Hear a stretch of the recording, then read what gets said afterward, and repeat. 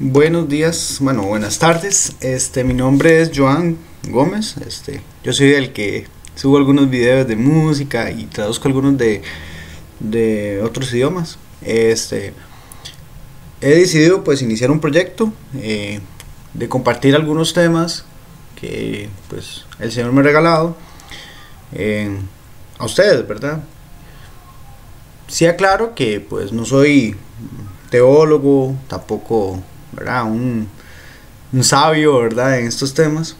Simplemente soy un catequista que me gusta mucho leer la palabra de Dios, me gusta mucho informarme. eh, He llevado algunos cursos de teología, pero muy básica. Y pues parte de toda esa experiencia, también mi experiencia de vida, por supuesto, hace que yo quiera compartir con ustedes pues un poquito de lo que yo sé. Probablemente, y estoy totalmente seguro, de que muchas cosas de las que yo diga, pues o necesitan reforzarse, necesitan más conocimientos, ¿verdad? Y si alguno de ustedes pues ve esta transmisión y ve este video y considera que yo tenga que mejorar y aprender más, yo pues estoy en toda la disposición. Me pueden mandar un mensaje, me pueden pues cuestionar también mis posiciones, mis argumentos, y yo soy una persona muy abierta, y si alguien me ayuda, pues mucho mejor, ¿verdad? Podemos mejorar esos videos, porque para eso es, ¿verdad? Somos iglesia, y pues como iglesia católica nos tenemos que apoyar también, ¿verdad? Entonces, bueno, hoy voy a hablarles un poquito de la resurrección de los muertos. Siempre me gusta en mis temas poder más o menos explicar en forma general qué es lo que se va a abordar en el tema, ¿verdad? Yo en ese tema he decidido que vamos a abordar los siguientes pasos, ¿verdad? Vamos en un primer paso a explorar el concepto de resurrección dentro de una dimensión humana, o sea, dentro de nuestra realidad humana, sin hablar tanto de Dios, ¿verdad? Sin hablar tanto de la Biblia, sino que cómo se aborda por los hombres el concepto de resurrección. Luego vamos a entrar en lo que es la Biblia, el estudio de la Biblia. Vamos a analizar desde el Antiguo Testamento cómo se aborda el concepto de resurrección. Y luego, desde el Nuevo Testamento, cómo se aborda el concepto de resurrección.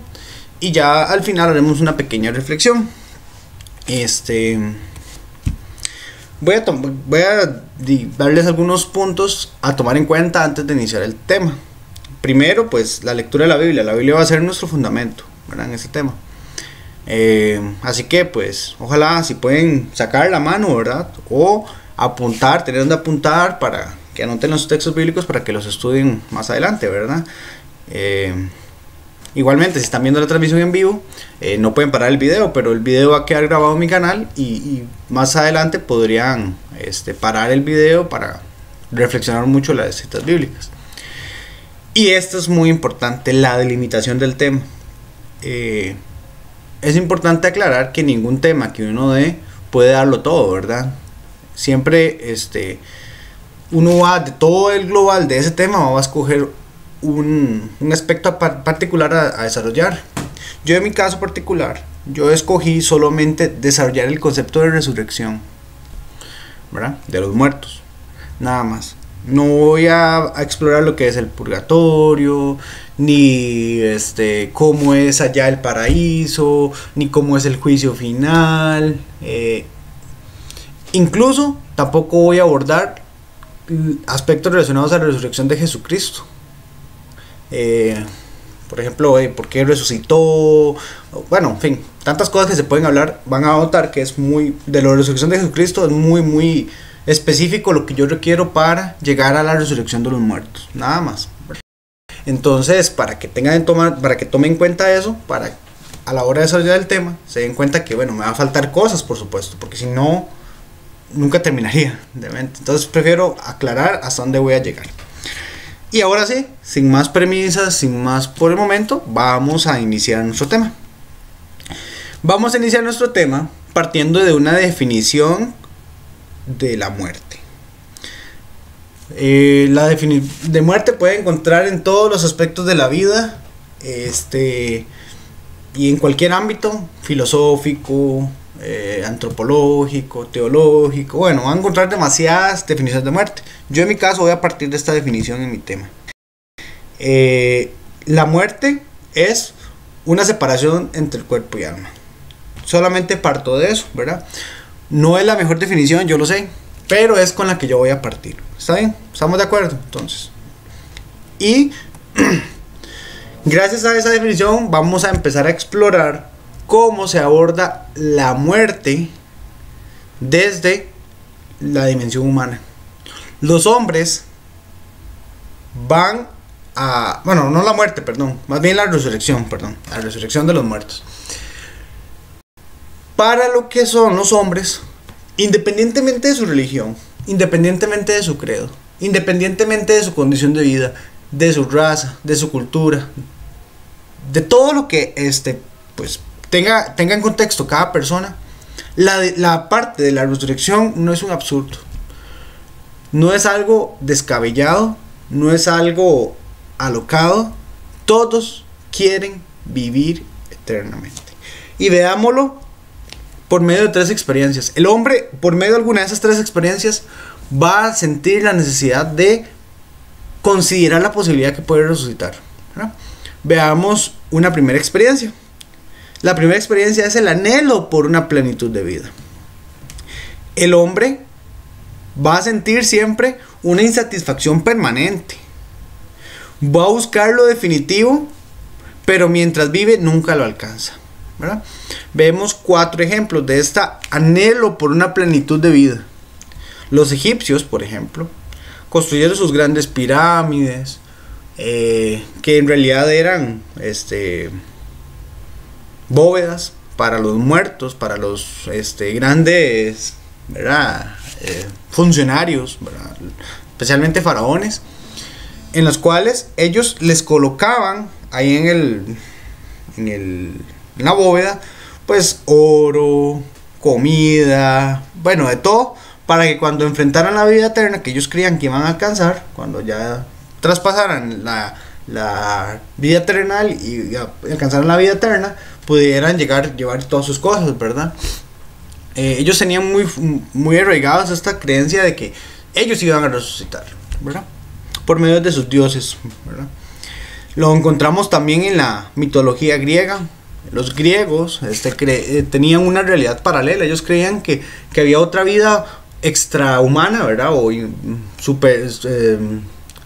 superior a la vida terrenal, en la que estaban dioses, ¿verdad? El dios Zeus, bueno, en fin, todos los dioses de la mitología griega, incluso semidioses que bajaban a la tierra, bueno, en fin.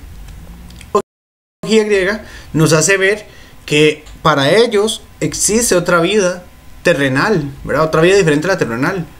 Incluso hasta muchos la podrían alcanzar. Ya otros ejemplos, por ejemplo, en el tema de los alquimistas, encontramos que hubo una época de nuestra historia humana en la que se desarrolla mucho la química. ¿Pero por qué se desarrolla? Más bien porque el hombre que estaba buscando el elixir de la vida eterna, ¿verdad? El hombre quería vivir eternamente y buscaba químicos, piedras, no sé, lo que fuera que pudiese hacer que el hombre tuviera vida eterna. Y ahora una técnica muy actual, muy moderna, la criogenización, ¿verdad? No sé cómo se dice bien, pero bueno. Resulta que ahora, bueno, yo estaba leyendo hace unos meses un artículo en BBC Mundo que hablaba de una chica de Londres, que muy joven le da cáncer, y es un cáncer pues brutal, ¿verdad? Le invadió todo su cuerpo, su organismo, y acabó con su vida. Ella antes de morir le decía al papá que ella quería vivir, que ella no tuvo tiempo de vivir nada, que ella quería, bueno, un montón de cosas, y a los papás les dolió mucho la muerte, ¿verdad? Y ellos decidieron pues congelarla, ¿verdad? Ya muerta, ¿verdad? Por supuesto. La criogenizaron, ¿verdad? Que pagan altísimas sumas de dinero, las ponen en una cámara, los congelan, y con la esperanza de que algún día la ciencia pueda resucitarla y también pueda curar su cáncer, ¿verdad? Y ella pudiera vivir pues una vida como lo mereció, ¿verdad? Muchas personas, famosos, gente adinerada, está pagando por esta técnica, con la esperanza de que la ciencia los resucite y les dé la salud que ellos soñaban, ¿verdad? Entonces vean que por medio de esta experiencia, primera experiencia, el hombre no considera absurdo la idea de vivir eternamente. No la considera. Hay otra, pero si el hombre no alcanza por medio de estas experiencias que yo les estoy contando, por una plenitud de vida, por mi propia plenitud de vida y la de los demás,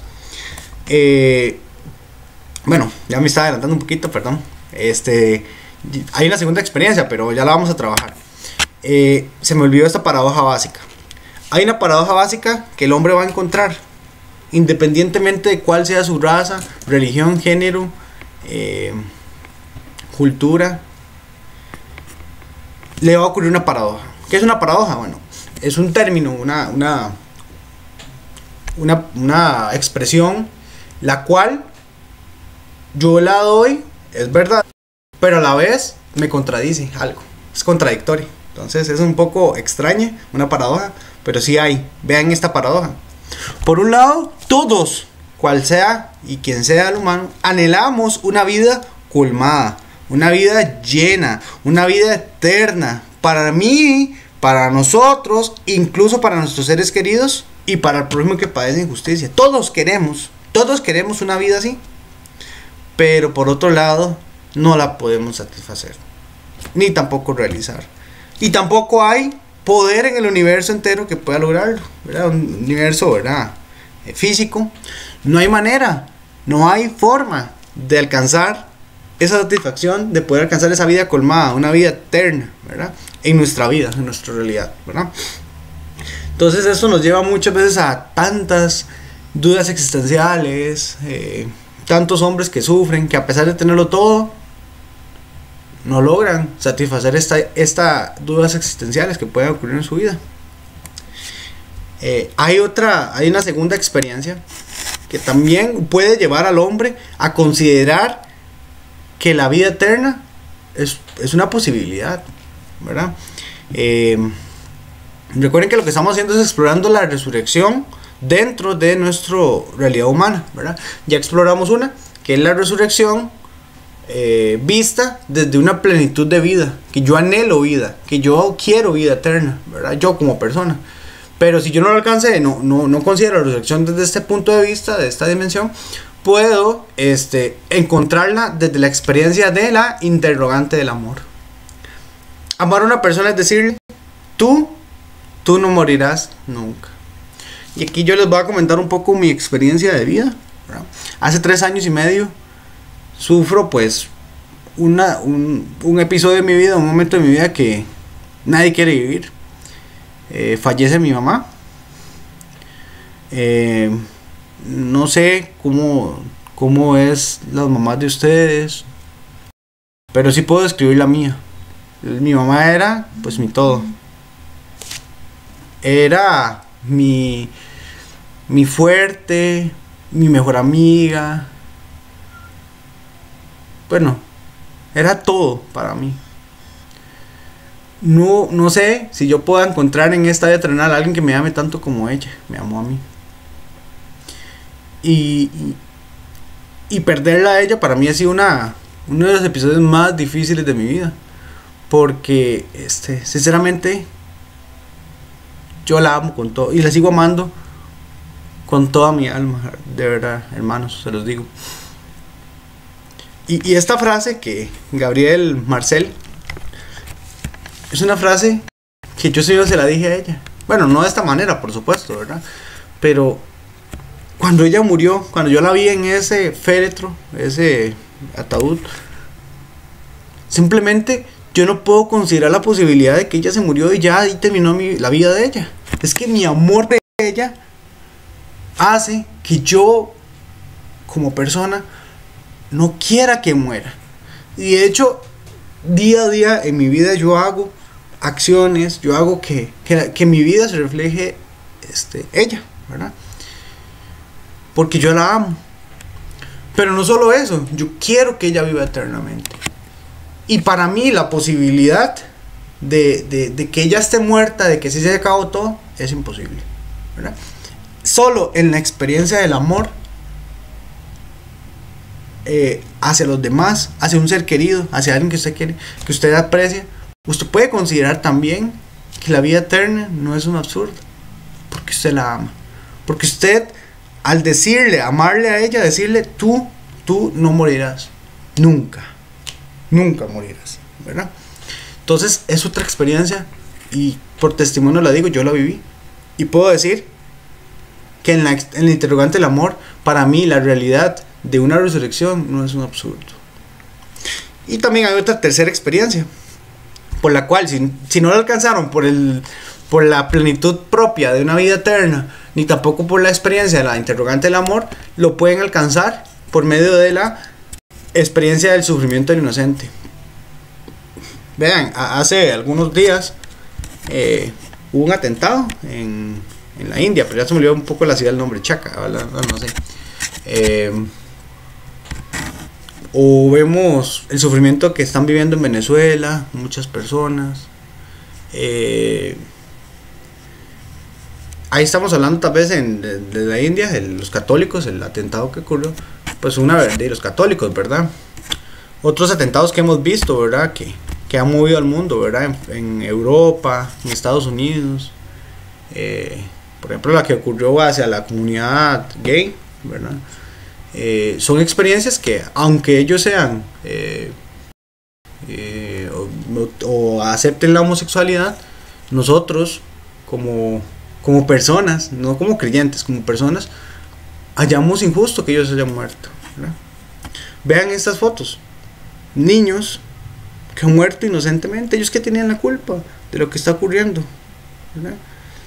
Esta foto, que es súper famosa, ¿ustedes creen que todo ese sufrimiento que han vivido las personas inocentemente haya sido en vano? Tantas personas que han dado su vida por la humanidad han muerto injustamente.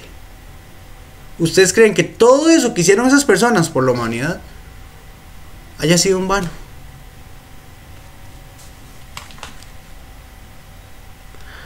Ahí es donde uno, cuando empieza a cuestionarse eso, de que todo terminó, de que al final el mal gane.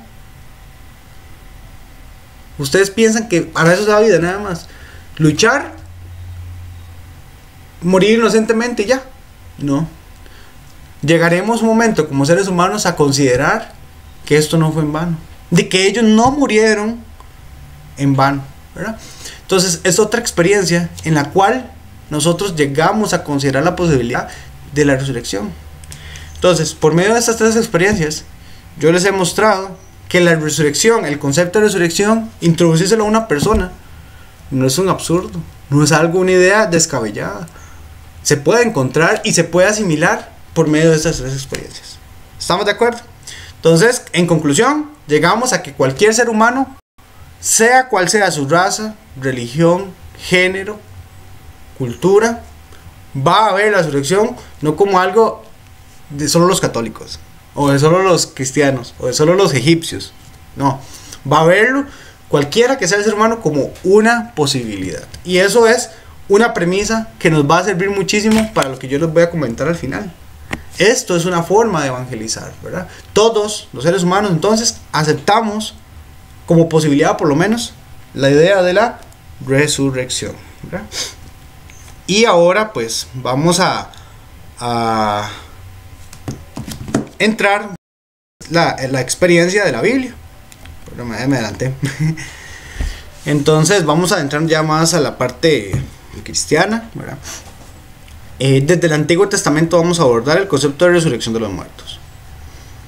Resulta que, y eso lo vamos a ver, esto de una vez ya no les estoy poniendo la sorpresa de qué va a pasar ni nada, ya les voy a decir qué pasa en el Antiguo Testamento. En el Antiguo Testamento Dios se va a revelar progresivamente, va a revelar progresivamente el propósito de la resurrección de los muertos.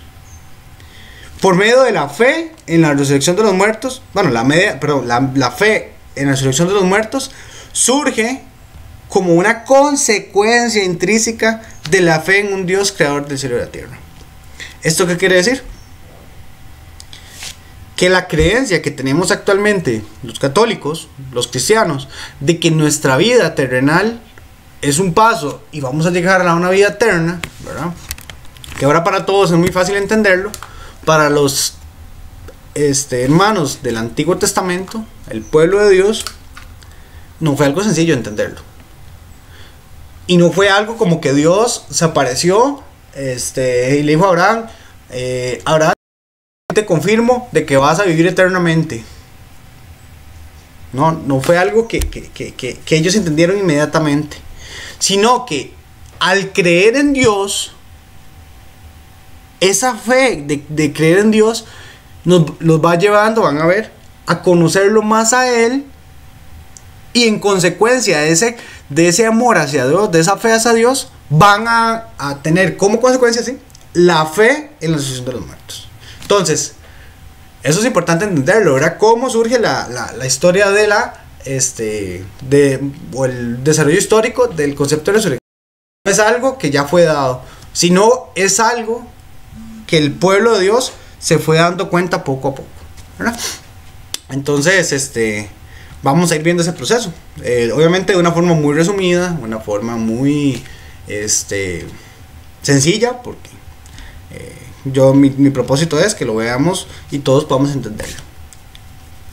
La primera idea de la muerte. Ellos van a entender la muerte como el fin último del hombre. ¿Qué significa esto? Que la idea de la inmortalidad y la idea de la muerte no se llevan, chocan. ¿Por qué? Porque entonces veamos el primer texto que habla de esto, que es ¿verdad?, en el orden de nuestras Biblias, el Génesis, el primer libro. No es el primer libro que se escribe, pero veámoslo así, en ese orden. Génesis 3:19 dice así: así será hasta el día en que mueras y vuelvas al polvo de la tierra, del cual fuiste tomado. Tú no eres más que polvo, y al polvo tendrás que volver. Aquí está claro la idea de que la muerte es el fin último del hombre. La muerte, entonces, como primera idea en la Biblia, es simplemente todos vamos a caer ahí. No hay otra, no hay escapatoria. De hecho, el Salmo lo que dice, Samuel, perdón. Es un hecho que todos tenemos que morir. Somos como el agua que se derrama en el suelo, que no se puede recoger. O sea, ¿qué dice este texto? Si ustedes le caen el agua, les cae en el desierto, bueno, en el suelo, perdón, ¿qué va a pasar? Ya, eso no se puede recoger. Bueno, obviamente tal vez si es de cerámica el piso sí, ¿verdad? Pero pensemos en un suelo de tierra, ¿verdad? Que ellos no tenían cerámica. Suelo de tierra. Usted se le cae el agua. No sé, tienen una coca y se la están tomando y se les derramó. Ya no hay nada que hacer. El agua va a ser absorbida por la tierra. Y eso es lo que quiere Samuel. Que la muerte es como esa agua. No hay marcha atrás. No hay nada que hacerle. No hay nada que hacer. Y vean lo que dice Eclesiástico: no temas a la muerte, que es tu sentencia. Recuerda que lo mismo fue antes y será después. Ese es el destino que Dios señala a todos los vivientes. ¿Para qué resistirse a la ley del Altísimo? No tiene caso discutir en la tumba por qué unos viven 10 años, otros 100 y otros 1000. Veamos lo que dice la palabra de Dios en estas primeras concepciones. Está viendo que la muerte solamente se entendía como nuestro fin. Ese es nuestro fin. Todos vamos a vivir. Sí, todos vivimos, pero todos vamos a morir. Todos morimos. ¿Eso estaba incorrecto o estaba falso? No, no es falso. Es una idea que nosotros vivimos hoy en nuestros días. Todos tenemos que morir. Sea el hombre más rico del mundo, sea el hombre más pobre del mundo, el más grande, el más alto, el más fuerte. Todos tenemos que morir. Todos tenemos el mismo destino. Pero para nosotros los cristianos, digamos, es una idea suficiente para vivir felices. Ustedes creen que el pueblo de Dios va a vivir feliz eternamente y ya satisface sus dudas existenciales, de dónde vengo, hacia dónde voy, por qué existo. Ya con entender, bueno, sí, claro, todos vamos a morir y ya. ¿Ustedes creen que eso es suficiente? ¿Ustedes creen que el pueblo de Dios va a llegar a decir eso es suficiente? Ya, y somos felices. Pues no. Pues no, porque va a ocurrir el el pueblo de Dios va a experimentar el llamado problema de retribución. Vean este grafiquito, ¿verdad? Que es como un cono ahí, ¿verdad? Están encerrados en ese ejemplo todas las personas, las que aman a Dios, las que no la aman, las que son justas, las que son injustas, las que pecan, bueno, todos pecamos, ¿verdad? Pero las que pecan más y las que pecan menos, los religiosos, los no religiosos, los millonarios, los ricos, los pobres, los guapos, los feos, todos están encerrados en ese cono. Todas las personas que ustedes quieran pensar, negros, blancos, mellizos, gays, no heterosexuales, cualquiera que sea la persona, todos estamos encerrados ahí. ¿Y hacia dónde vamos a caer todos? Véanlo ahí, hacia la muerte. Todos tienen que morirse. Todos. Entonces, ¿qué se pregunta el pueblo de Dios? Entonces, si todos nos tenemos que morir, entonces ¿qué gano yo al ser justo? ¿O no? Si al final todos nos morimos. ¿Qué gano yo entonces por hacer obras de misericordia? ¿Qué gano yo por ser una persona buena? ¿Qué gano yo con no vivir una vida de libertinaje? Si al final de cuentas me muero igual que cualquiera otro. Hasta incluso no tiene sentido, ¿verdad? Incluso porque uno dice, vaya, pero qué problema. Y entonces esto es un problema en el pueblo de Dios. Por eso se llama el problema de retribución. ¿Qué me gano yo? Retribución es como retribuir, ¿verdad? ¿Qué me gano yo? Por la fe. ¿Qué me gano yo? Por amar a Dios. Y este problema, pues, ¿cómo se responde? Surge lo que se llama la teología de la retribución. La Biblia va a responder a este problema al pueblo de Dios diciendo que Dios premia y castiga en esta vida a los que le obedezcan. O sea que si ustedes hacen una acción, ustedes van a recibir un premio. Si ustedes veamos por ejemplo, el Levítico 26, esta ley, tal vez algunos versículos, porque este texto tiene 46 versículos y todos son de ley, ¿verdad? Por ejemplo, habla el Señor en el versículo 1: no se hagan ídolos ni imágenes, no levanten en su país piedras sagradas ni piedras grabadas, no se inclinen ante ellas, porque yo soy el Señor. Respeten mis sábados, tengan reverencia por mi santuario, yo soy el Señor. Si siguen mis leyes, ojo, vean la respuesta ahí, estamos en el versículo 3. Si siguen mis leyes y cumplen mis mandamientos y los practican, yo les enviaré lluvia a su tiempo, y la tierra y los árboles darán su fruto. Tendrán trigo hasta la cosecha de las uvas, y uvas hasta el tiempo de la siembra. Comerán pan hasta quedar satisfechos y una tranquilidad en el país. Les daré bienestar en el país y dormirán sin sobresaltos, pues yo libraré el país de animales feroces y de guerras. Ustedes harán huir a sus enemigos y ellos caerán a filo de espada ante ustedes. 5 de ustedes harán huir a 100, 100 de ustedes harán huir a 1000. Sus enemigos caerán ante ustedes a filo de espada. Entonces veamos, bueno, ahí hay que seguir el texto, ¿verdad? Pero lo voy a terminar ahí porque la idea quiero que se quede, ¿verdad? Y podrían leer los dos textos, ¿verdad? Y poder profundizar aún más. Pero encontramos de que si yo hago, ¿verdad?, este primer mandamiento: no hagan ídolos ni imágenes, respeten los sábados, entonces, y tienen respeto sobre mi santuario, dice el Señor, yo les doy a cambio protección de las guerras, les doy lluvias en los tiempos correctos, ¿verdad? Y incluso dice al final, ¿verdad?, yo viviré entre ustedes y no los rechazaré. Entonces, así se solventa el problema. El problema anterior, recuerden que era...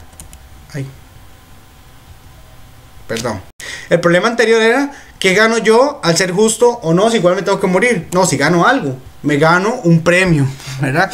Entonces, con esa teología de la retribución, el pueblo se sostiene un tiempo, ¿verdad? Y entonces ya, la idea, repasamos hasta este momento qué ha desarrollado el pueblo. Primera instancia, todos nos tenemos que morir, ¿verdad? Así es como lo entiende como en una primera concepción el pueblo. tema de la muerte. Todos tenemos que morir. Pero esta idea es insuficiente porque genera un problema. ¿Qué gano yo al ser justo si igual me tengo que morir? Pero bueno, ya sabemos que como todos nos morimos, pero si somos justos, Dios nos premia, ¿verdad? Entonces, en esta vida, por supuesto, ¿verdad? Entonces con esto se solventa el pueblo, no hay problema, no hay dificultad, ¿verdad? Pero la teología de la retribución se vuelve insostenible. La experiencia nos demuestra que, veamos esta imagen, ¿qué ven ahí ustedes? Describamos la verdad. Vemos a unos ricos, ¿verdad? A unos burgueses, ¿verdad? Que ganan y ganan y ganan y ganan dinero. ¿A costilla de quién? A costilla de los pobres, de los vulnerables, de la población vulnerable. El pueblo muere de hambre y los ricos son más ricos. La experiencia del pueblo de Israel es fuerte. Aún siendo obedientes, aún siguiendo la ley de Dios, los invaden, les roban, destruyen su templo,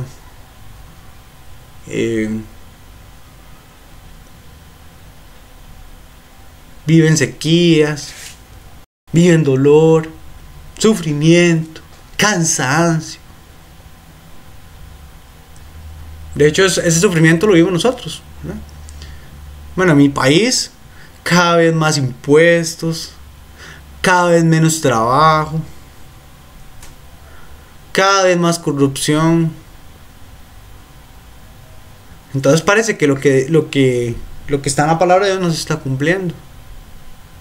Que la teología de la retribución, de que si por hacer algo Dios premia, me castiga, en esta vida, pues no se puede sostener, porque la experiencia nos dice que no pasa eso, ¿verdad? Y que los ricos cada vez son más ricos, y eso es lo que veían ellos. Ellos veían que los ricos son más ricos, que los pobres son más pobres.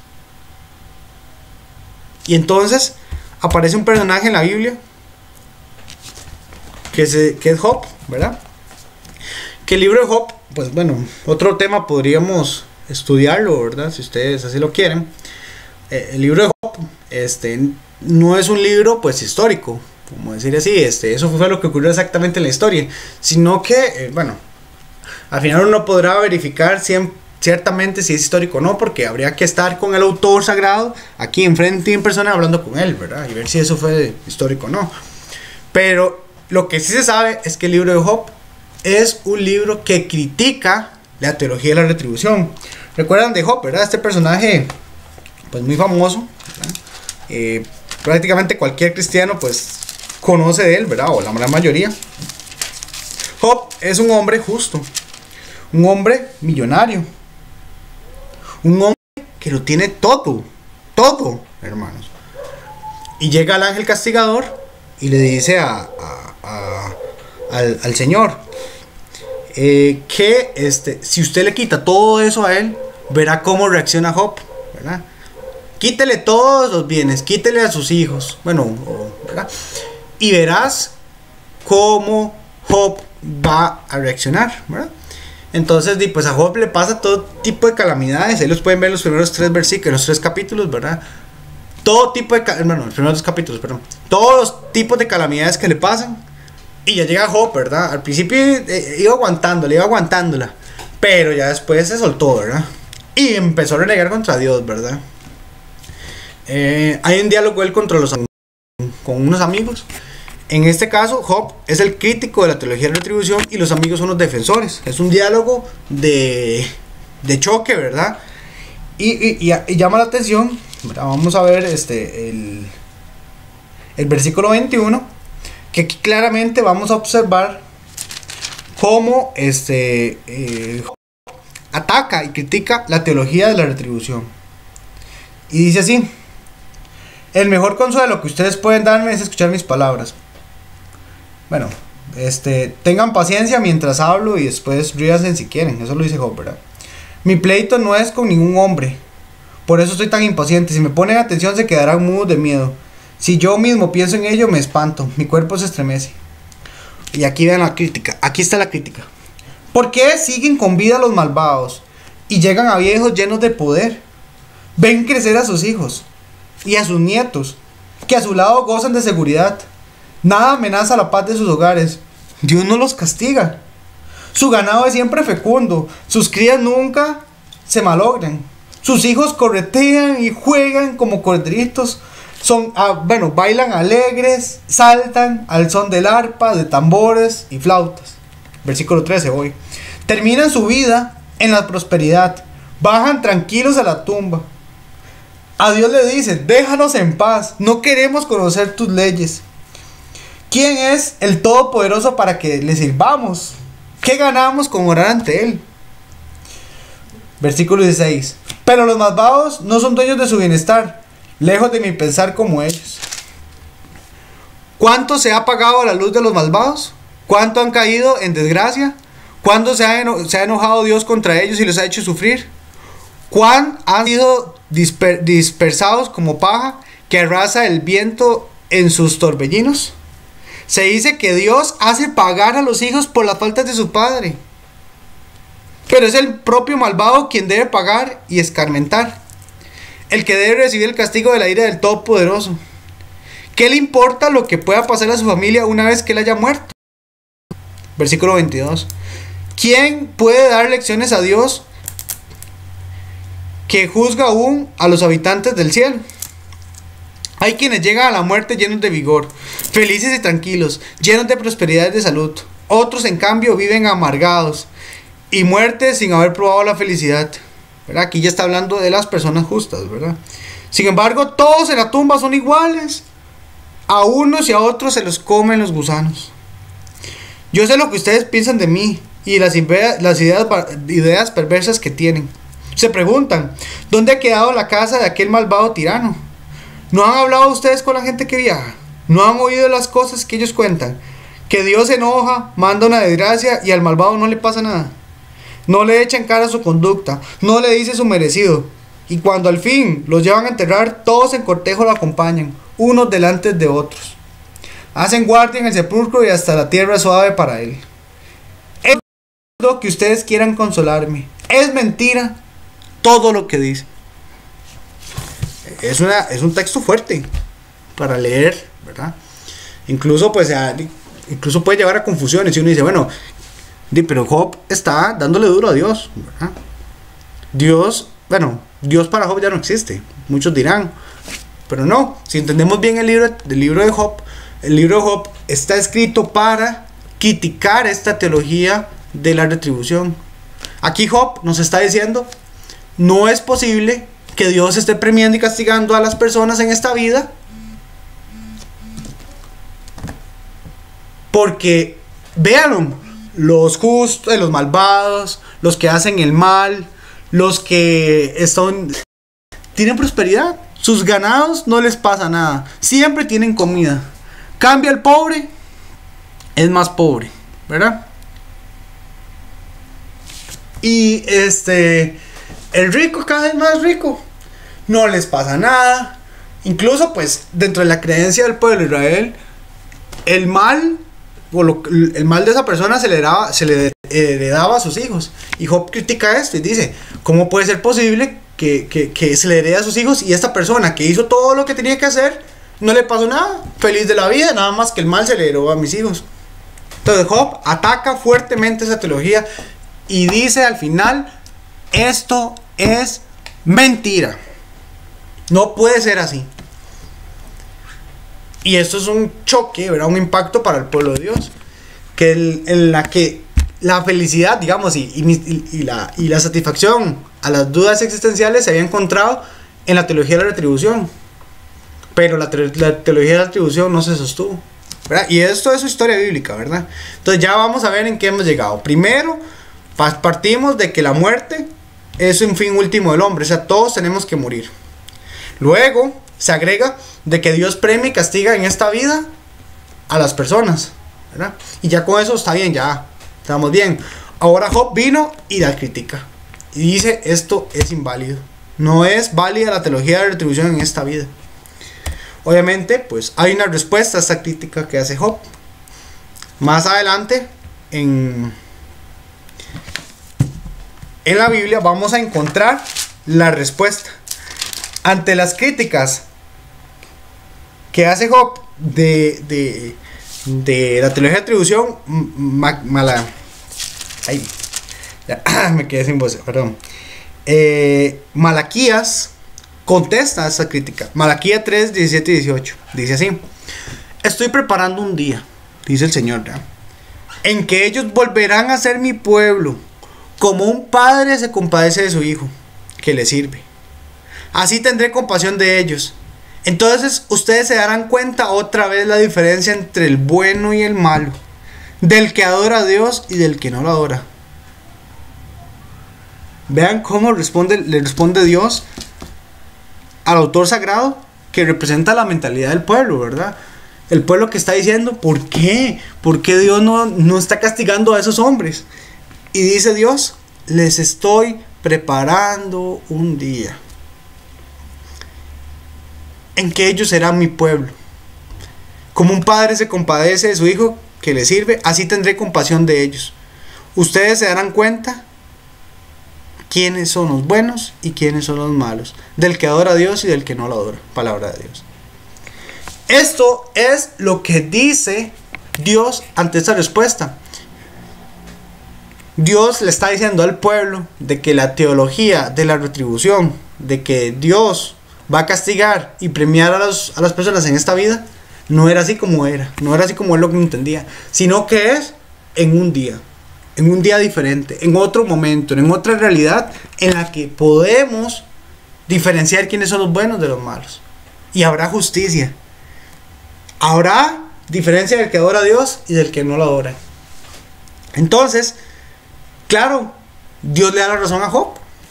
Es que así no es que funciona, así no funciona. No hay premios en la vida ni en la muerte, en nuestra vida, sino es en una vida eterna, en otra vida, digamos. Y entonces, la crítica a la teología de la retribución, que es fundamental en la historia de la Biblia, nos conduce hacia un concepto nuevo. Cambia la visión. Algo inesperado ocurre, y es que Dios no abandona a sus amigos a la muerte. Y veámoslo en Salmo 16, ¿verdad? Eso que acabo de decirles. Todo mi ser vivirá confiadamente, pues no me dejarás en el sepulcro, no abandonarás en la fosa a tu amigo fiel. Esto es un boom, esto es un cambio radical en el pensamiento del pueblo, porque surge por primera vez lo que está aquí en negrita, subrayado, la esperanza de la resurrección de los muertos como una realidad. Ya surge esa esperanza. Es que Dios, vean, es la fe, es la misma fe en Dios que nos hace concluir esto. Cuando yo creo y amo en un Dios de amor, de misericordia, que está conmigo, un Dios protector, no puedo pensar en que yo me voy a morir y ahí termina todo, y que me coman los gusanos. Vean lo que dice el salmista: todo mi ser vivirá confiadamente, no me abandonarás en la fosa. No me vas a abandonar. Es que es imposible que, o sea, un Dios que ama a su creación, y que de su creación lo que más ame es al hombre, no puede ser que le deje que todo termine ahí, en la muerte. Entonces surge esa esperanza en la resurrección de los muertos, ¿verdad? Esto es ya un cambio radical, pasar de que solamente nos vamos a morir a que entender que los premios y castigos no se viven en esta tierra, sino que se viven en una vida futura, va a ser clave. Y ya Isaías profetiza esta realidad. El Señor destruirá para siempre la muerte, secará las lágrimas de los ojos de todos, y hará desaparecer en toda la tierra la deshonra de su pueblo. Pero tus muertos sí volverán a vivir, sus cadáveres resucitarán. Los que duermen en la tierra despertarán y darán gritos de alegría, porque tú envías tu luz como rocío, y los muertos volverán a nacer de la tierra. Qué lindo, ¿verdad, hermanos? Ver cómo el pueblo de Dios fue entendiendo que tiene una posibilidad, y es vivir eternamente. Los muertos volverán a nacer de la tierra. Qué hermoso, ¿verdad? Y de hecho yo pues comparo esta experiencia con mi propia experiencia de vida. Para mí entender que yo podía resucitar, para mí no fue algo que yo entendí inmediatamente. Ha sido todo un proceso, ¿verdad? Todo ese mismo proceso que vivió el pueblo de Israel, el pueblo de Dios, es el proceso que yo mismo he vivido en mi vida. Uno parte de la experiencia, desde muy pequeño se da cuenta. Yo vi a tantos familiares morir, vi a tantas personas que yo quería morir, vi a mi mamá morir, y me di cuenta de que todos nos tenemos que morir, que no hay escapatoria, todos nos morir. Y poco a poco mi fe en Dios me fue haciendo entender de que no podía ser, de que mi mamá, yo la enterré, está allá en el cementerio y ahí terminó todo. No, mi experiencia de Dios me dio como consecuencia el creer en la resurrección de los muertos. Entonces, esta experiencia que les acabo de contar bíblica es una experiencia de vida de cada uno de nosotros. Ese es todo nuestro proceso para entender la resurrección de los muertos. Así que si, hermano, usted ahorita no puede creer en la resurrección de los muertos o no la asimila, tranquilo, es parte del proceso. Primero, entonces, la enseñanza que nos deja esto es: primero debo de creer en Dios. Y ya cuando se crea en Dios, va a creer en la resurrección, ¿verdad? Y nos va a llegar una última y hermosa y maravillosa revelación. Cuando llegue la montaña, los buenos triunfarán sobre ellos. Su fuerza irá decayendo y el sepulcro será su hogar. Pero Dios me salvará del poder de la muerte, pues me llevará con él. Isaías solo pudo profetizar de que todos íbamos a resucitar. Nada más. Pero esa resurrección es más hermosa todavía. No es solo de que nos levantamos de la tumba y ya. Es de que vamos a llegar a la presencia de Dios. Pues Dios me llevará con él.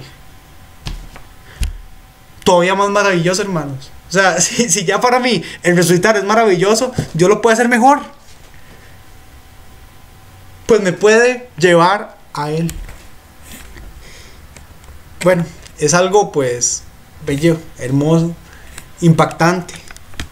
Dios me llevará con él. Bueno, estas maravillas de las que yo les estoy comentando se ven reflejadas en un texto simple y llanamente maravilloso. Ya el pueblo de Dios ya no ve a la resurrección de los muertos como algo lejano, sino es una realidad de ellos. Y un texto que lo confirma es 2 de Macabeos 7. Es una historia bellísima, pero a la vez muy cruel. No la voy a leer porque es un poco larga, pero quiero que la lean ustedes. Tómense su tiempo, léanlo, tranquilos, apúntenlo ahí ya, que apenas se viene el video, lo van a leer o paren el video, no sé si están viéndolo ya como video, ahorita es una transmisión. Apunten esa cita y léanla con calma. Admiren a esa familia que va a sufrir. Es una familia de 7 hijos y su mamá, en la cual pues un rey ya, les pide que abandonen su fe en Dios, porque si no los va a matar cruelmente. Y entre los 8 miembros de la familia, uno a uno se van apoyando para que no decaigan en su fe. Y todos mueren diciéndole al rey que ellos iban a resucitar y el rey no. Pero quiero que vean incluso la valentía de la madre, ¿verdad? Que tanta fe tenía en este término, en esta resurrección, que le dice a sus hijos: mátense, muéranse, porque vale más la vida eterna que vamos a recibir. Y quiero que la disfruten, que disfruten de ese texto, de que vean el poder de la fe en esa madre, ¿verdad? Y disfruten del texto, de verdad, disfruten del texto. Y tómenlo, porque ese es el texto más clave ya de este tema, porque ya es la confirmación de que el pueblo de Israel acepta la fe en la resurrección de los muertos. Ya no es algo lejano, sino es una realidad. Y se superó que solo la muerte iba a ser el fin último del hombre. y ya se llegó a que, claro, todos vamos a morir, pero vamos a resucitar. Y ya bueno, pues vamos a lo que es el Nuevo Testamento. En el Nuevo Testamento vamos a ver a la muerte como una figura derrotada. No voy a explorar mucho lo que es la resurrección de Jesús, pero sí me voy a explorar, y lo que me va a interesar es entrar en la resurrección de nosotros, de los muertos. Bueno, de los vivos, pero que vamos a morir, ¿verdad? Vamos a empezar primero viendo la figura de Jesús. Jesús, y esto es algo que ellos no entendían. Ellos sabían que íbamos a resucitar. Ellos sabían que, y el Salmo nos reveló que no solo íbamos a resucitar, sino que Dios nos iba a llevar con él. Pero nadie sabía cómo. Y el cómo se responde por medio de la figura de Jesús. Jesús es la resurrección. Jesús, en una primera instancia, en Juan 11:25, liga la resurrección con su persona. Yo soy la resurrección y la vida. Yo soy la resurrección y la vida. Ese es el cómo.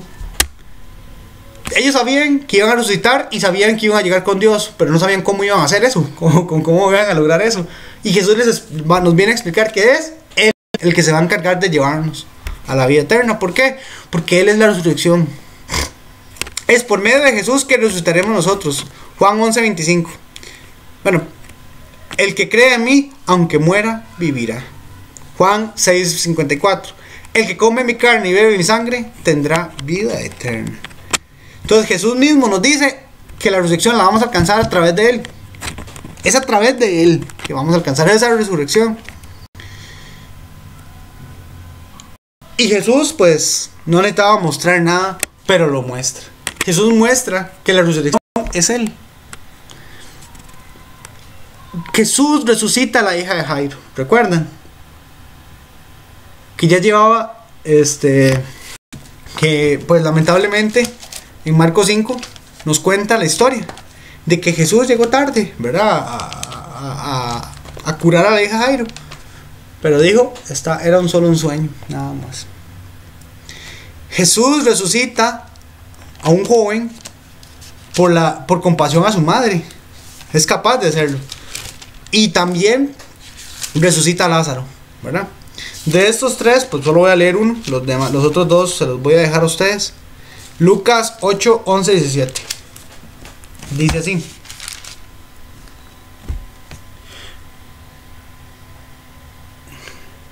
Perdón, 7, 11, 17. Pero ya estaban 8, ¿verdad? Estaba leyendo. Después de esto, Jesús se dirigió a un pueblo llamado Naín. Iba acompañado de sus discípulos y de mucha gente. Al llegar cerca del pueblo, vio que llevaban a enterrar a un muerto, hijo único de su madre, que era viuda. Mucha gente del pueblo la acompañaba. Al verla, el Señor tuvo compasión de ella y le dijo, no llores. Enseguida se acercó al joven y tocó la camilla. Y los que lo llevaban se detuvieron. Jesús les dijo, joven, a ti te digo, levántate. Entonces el joven que había muerto se sentó y comenzó a hablar. Jesús se lo entregó a su madre. Al ver esto, todos tuvieron miedo y comenzaron a alabar a Dios diciendo, un gran profeta ha aparecido entre nosotros. Y también decía, Dios ha venido a ayudar a su pueblo. Palabra de Dios. Entonces vemos que Jesús nos muestra de que Él tiene poder. Y no solo un poder especial. Él puede resucitar a los muertos. Entonces entendemos, primero, ¿verdad? El paso de toda la Biblia es la muerte como último fin del hombre. Pero eso no es suficiente. Entonces surge la teología de la retribución, que dice que, bueno, aunque todos vamos a morir, ¿cierto? Pero Dios en la vida va a premiar a los buenos y malos. No se supera todavía ese concepto de que solo nos vamos a morir, sino que se queda ahí, que, bueno, en esta vida nos va a premiar y nos va a castigar. Luego Job critica esa teología y dice, no puede ser posible de que Dios nos castigue o premie en esta vida. Y Dios responde a esa crítica diciéndole, por supuesto, tenés razón. No es en esta vida que te castigo o que te premio, sino es que estoy preparando un día en el que sí voy a hacer eso, ¿verdad? En que voy a separar a los malvados de los justos, a los que creen y a los que no. Isaías nos dice, ese día es el día de nuestra resurrección. Vamos a resucitar. Y el Salmo nos dice de que vamos a resucitar con Él. Y Jesús nos está diciendo ahora de que sí, claro, nos va a resucitar y nos va a llevar, Dios nos va a llevar hacia su presencia. Pero ¿a través de quién? A través de Él, ¿verdad? Y lo que vivimos hace unos días en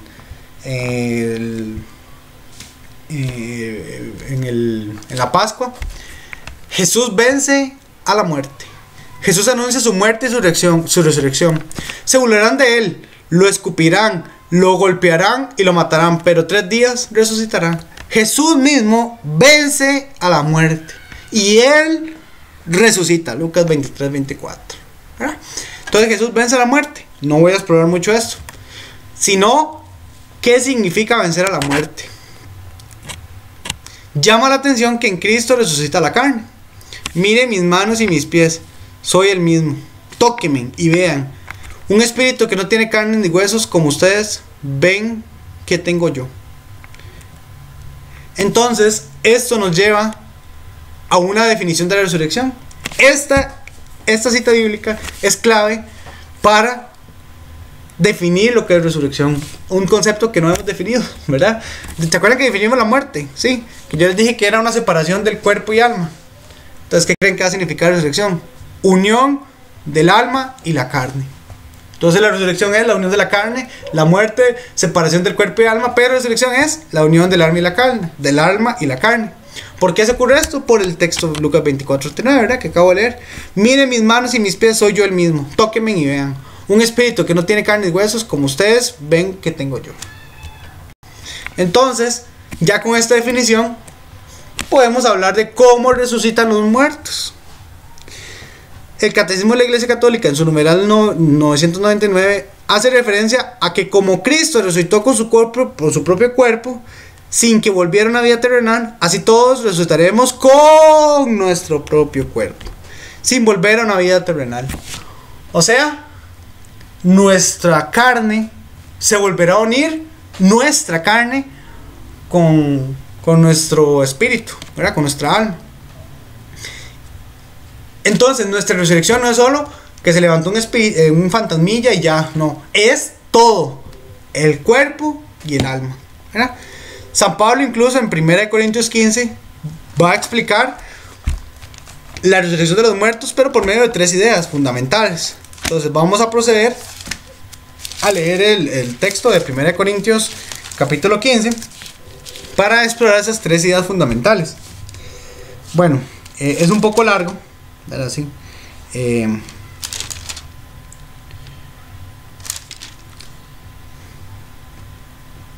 Se me había olvidado que era un poquito largo, sí. Yo creo que es mejor, pues, me lo voy a brincar porque si no el video es muy largo.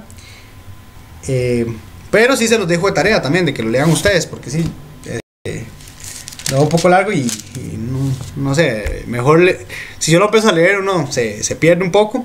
Entonces, vamos a explorar de una vez las ideas fundamentales y les queda de tarea a ustedes compararlas, las ideas fundamentales, con el texto bíblico, que es el 1 Corintios capítulo 15. Entonces vamos a entrar a la primera idea. Primero, la resurrección tiene un carácter escatológico. ¿Sí? ¿Qué significa escatológico? De salvación, ¿verdad? Pero no es solo salvación, sino como el día final, ¿verdad? Y estaríamos hablando como de que nuestra resurrección se va a ejecutar en la segunda venida de Cristo. Sonará la trompeta y los muertos serán resucitados para no volver a morir. Entonces, nuestra resurrección, ¿cuándo va a ocurrir? En la segunda venida de Cristo. Sonará la trompeta y los muertos volverán a vivir. Versículo 52 dice San Pablo. Primera idea, entonces, nuestra resurrección se va a dar en la segunda venida de Cristo, ¿verdad? Aún nuestra muerte no está vencida.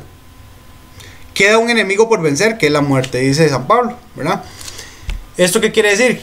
Cristo venció la muerte, sí, pero su muerte, ¿verdad? Pero aún nosotros tenemos que derrotar la nuestra, ¿verdad? Entonces debemos confiar, dice San Pablo también, plenamente en nuestra resurrección para no caer en libertinaje. Si los muertos comamos y bebamos, que mañana moriremos. Entonces, si no confiamos y no tenemos fe en la resurrección, simplemente no tiene sentido ser cristiano. Y si no tiene sentido ser cristiano, vamos a caer en libertinaje. Entonces tenemos que ser fuertes y firmes en nuestra fe en la resurrección. Porque tenemos un enemigo por vencer, que es la muerte. Y si no la vencemos, no tiene nada de sentido seguir viviendo. Así que, hermanos, tenemos que ser firmes y confiar en la resurrección.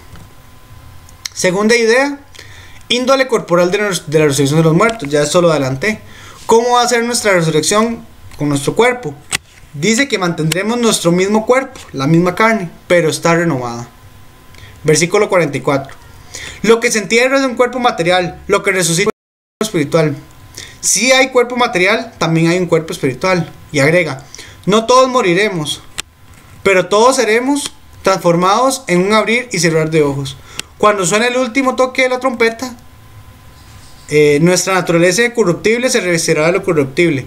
Y cuando nuestro cuerpo mortal se haya revestido de inmortalidad, se cumplirá lo que dice la Escritura. La muerte ha sido devorada por la victoria. Capítulo 52-54. Bueno, versículo 52-54. Entonces vamos a resucitar con nuestro cuerpo, ¿sí? Nuestro cuerpo, nuestra carne. Pero nuestro cuerpo será renovado. De hecho, recuerden que Jesús resucita con un cuerpo, pero es un cuerpo renovado. Se puede ver, se puede tocar, pero es claro de que el cuerpo de él es renovado. Así también será nuestra resurrección. No sabemos sinceramente cuál es la figura que tendremos allá en una vida eterna, pero sí estamos seguros de que nuestro cuerpo será un cuerpo espiritual renovado, ¿verdad? Entonces hay una diferencia. No vamos a estar allá en la vida eterna con nuestro mismo cuerpo, ¿verdad? Así como estamos ahorita, como nos vemos, sino que vamos a tener un cuerpo renovado. En resumen, en la resurrección todos resucitaremos con nuestro cuerpo, pero este cuerpo será transfigurado en cuerpo de gloria. Filipenses 3:21. Será transfigurado en cuerpo de gloria. Como lo vieron los discípulos, ¿verdad? Cuando vieron la transfiguración de Jesús, ellos se adelantaron un poquito y vieron a Jesús transfigurado. ¿Cómo iba a ser su cuerpo espiritual? Tercera idea, la dimensión cristológica de la resurrección. La resurrección de Jesucristo es el fundamento de la resurrección de los muertos. Si Cristo no hubiese resucitado, vana sería nuestra fe, dice San Pablo en versículos 13-15, 1 Corintios capítulo 15 estamos, ¿verdad? En la resurrección de los muertos, Cristo es el principal protagonista. Él le da sentido a la muerte, a la resurrección, perdón. Si Cristo no hubiese resucitado, van a sería nuestra fe. ¿Por qué? Porque Cristo es nuestro medio para llegar al cielo, ¿verdad? ¿En qué se basa San Pablo para justificar estas tres ideas? En que somos el cuerpo de Cristo. Dios, que resucitó al Señor, nos resucitará también a nosotros. ¿No sabéis acaso que vuestros cuerpos son miembros del cuerpo de Cristo? Entonces, ¿en qué se basa San Pablo? En que nosotros vamos a resucitar como Cristo resucitó, porque somos el cuerpo de Cristo. Y si Cristo resucitó, obviamente su cuerpo tiene que resucitar con él. Incluso este razonamiento nos lleva a concluir muy interesante, que el cuerpo de que Cristo resucitado no está completo. Todavía no se puede hablar de una resurrección completa de Cristo. ¿Por qué? Porque todavía no hemos resucitado nosotros, que formamos su cuerpo. Nuestra resurrección va a ser la que complete la resurrección del Señor, ¿verdad? Ven qué bonito, ¿verdad? Hasta que resucitemos nosotros, podemos hablar de que Cristo ha resucitado completamente y la muerte ha sido completamente vencida. Y ya para terminar, van ustedes a vivir, y yo, ¿verdad?, momentos muy difíciles. Momentos en que Hechos 17:32 nos lo va a decir, ¿verdad? Qué difícil para la gente, qué complicado creer en la resurrección de los muertos. Para mí ha sido difícil también. Hay momentos en que yo pienso que jamás, que Dios no puede resucitar a los muertos. A veces nuestra fe nos flaquea. El mundo ahora, con su relativismo, con la tecnología, nos ha hecho creer, bueno, nos ha hecho difícil creer en la resurrección, porque ahora es todo el hoy, el hoy. Vean este versículo 32 de Hechos 17. Al oír esto de la resurrección de los muertos, unos se burlaron y otros dijeron: ya oiremos hablar de esto en otra ocasión, ¿verdad? Entonces ya la Biblia nos está señalando creer en la resurrección de los muertos no es algo sencillo. ¿Y por qué no es sencillo? El catecismo de la iglesia nos va a decir por qué. Numeral 1000. No es accesible, bueno, que el cómo, la resurrección de los muertos, sobrepasa nuestra imaginación y nuestro entendimiento. No es algo accesible más que en la fe. Entonces, sin fe, hermanos, estamos jodidos. Necesitamos la fe para poder creer en la resurrección. Porque la resurrección no es algo sencillo. Y ya vimos que la fe en Dios es la que nos concluye la fe en la resurrección. Eso lo dijimos al principio. Entonces, debemos de creer. ¿Está bien? Porque sin la fe no hacemos nada, ¿verdad? Entonces podemos hablar incluso que la fe en la resurrección es un don. No es algo que podamos escoger, ¿verdad? No es como, ay, yo decido si creo o no. No es un don. Es un don que proviene de la fe. San Pablo nos dice: por tanto, mis queridos hermanos, sigan firmes, constantes, trabajando siempre más y más en la obra del Señor, que no es en vano el trabajo que hacen en unión con el Señor. San Pablo nos dice: manténganse firmes, sigan trabajando en la iglesia, sigan sirviendo, sigan orando, sigan firmes. El mundo, hermanos, hoy nos está poniendo un reto muy difícil. Nos está metiendo ideologías que van en contra de la fe.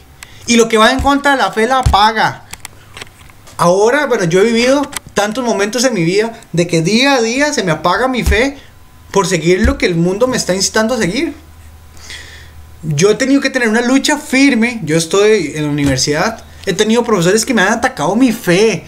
He tenido profesores que me enseñan y me argumentan. Y es muy creíble que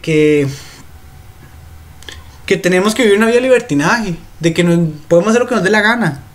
Y eso apaga nuestra fe. Y al apagar nuestra fe, la fe en la resurrección se va. Entonces, sigamos ese consejo de San Pablo. Sigan firmes y constantes. Trabajen más y más en la obra del Señor. No se cansen, hermanos. Cuando el cansancio venga, yo he sido catequista, yo he dicho, ya este año no voy a dar catequesis.